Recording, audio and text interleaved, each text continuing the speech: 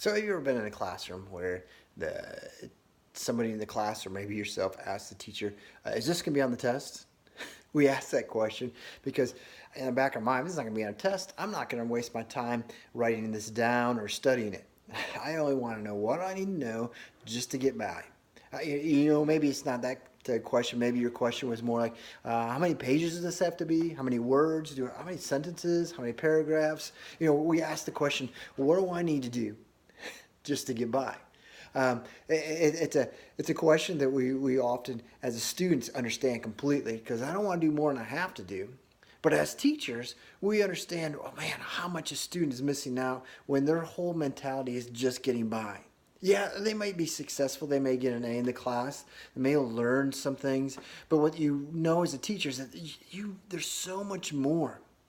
There's so much more enrichment in this subject that maybe you're teaching. Now, if you're an elementary teacher, you may not hear that nearly as much as the secondary teachers, but in the end, you still understand that these kids are missing out when they don't take the passion to do more than just the minimum. We're just asking the basic, but let's take it the next step.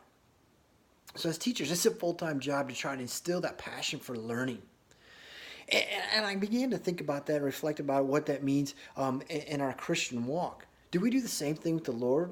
And say, Lord, what do I need to do to just get by? Now we wouldn't say that out loud, but our thought processes oftentimes reflect that. Our life reflects that. Lord, what do I need to do to just get by? Can I do this and still be a Christian? How far can I go? What's the minimum? And so we got to ask ourselves, is that the way I'm living?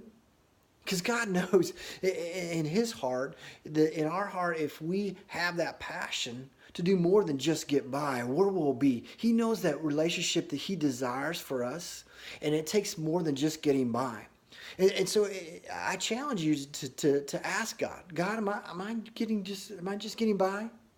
And if I am, what do I need to do to experience the fullness of your love? What do I need to do to experience a life of walking with you and having that passion with you? Something more than just getting by. And I tell you, if you ask that and you get quiet, He'll let you know. And there's things in your life that He may say, hey, you need to put aside. You need to get rid of.